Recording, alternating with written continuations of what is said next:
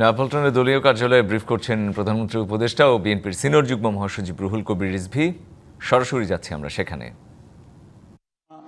একজন পুরুষ, একজন বীর মুক্তিযোদ্ধা, দেশের এক গর্বিত সন্তান শহীদ রাষ্ট্রপতি জিয়াউর রহমান, যিনি এদেশের স্বাধীনতার ঘোষণা দিয়েছিলেন একটি হতাশাজনক মুহূর্তে, একটি জনগণের কাছে যখন জনগণ বিভ্রান্ত, এই বিভ্রান্তিমূলক পরিবেশের মধ্যে যিনি স্বাধীনতার ঘোষণা দিয়ে জনগণকে মুক্তিযুদ্ধে অবতীর্ণ করিয়েছিলেন, সেই রাষ্ট্রনায়ক শহীদ রাষ্ট্রপতি জিয়াউর রহমানের ৪৫তম শাহাদাত বার্ষিকী।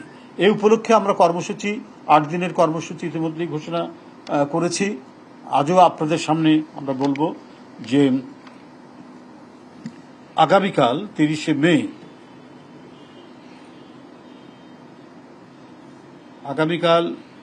মে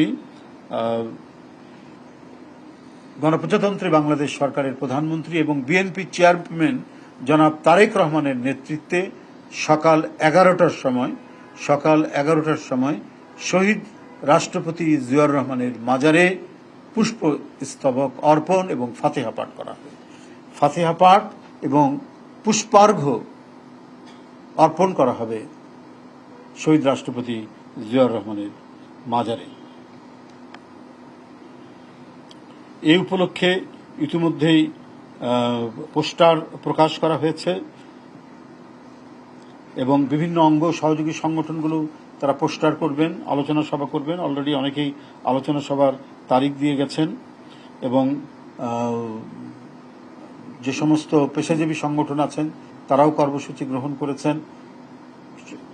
সংগঠনগুলোর মধ্যে কেউ চিত্র প্রদর্শনী করবেন, কেউ তার জীবন আলোক্য তুলে ধরে তারাও চিত্র প্রদর্শনী করবেন এবং এইভাবে সারা দেশে কর্মসূচি পালন করা হবে। তার প্রধান হচ্ছে যে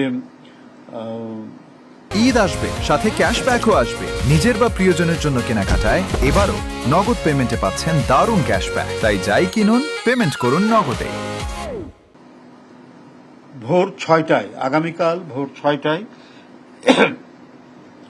নয়াপল্টনস্থ কেন্দ্রীয় কার্যালয়ে দলীয় পতাকা অর্ধনমিতকরণ ও কালো পতাকা উত্তোলন করা হবে এবং সারা দেশে এই দলীয় পতাকা অর্ধনমিতকরণ এবং কালো পতাকা উত্তোলন করা হবে। প্রতিটি কার্যালয়ে, সারা দেশে বিএনপির যত কার্যালয় আছে প্রত্যেকটি কার্যালয়ে দলীয় পতাকা অর্ধনমিতকরণ মানে হাফ মাস্ট এবং কালো পতাকা উত্তোলন করা হবে। আর আমাদের চেয়ারম্যানের নেতৃত্বে বিএনপির সিনিয়র নেতৃবৃন্দ, মহাসচিব সহ জাতীয় স্থায়ী কমিটির সদস্যবৃন্দ, তারা বাজারে পুষ্পার্ঘ্য নিবেদন করবেন। আমি আগেই বলেছি, ফাতিহা পাঠ করবেন এবং সারা দেশব্যাপী একইভাবে বিভিন্ন জেলা এবং মহানগর তারা কর্মসূচি গ্রহণ করবে এবং সেইভাবে কর্মসূচি বাস্তবায়ন করবে।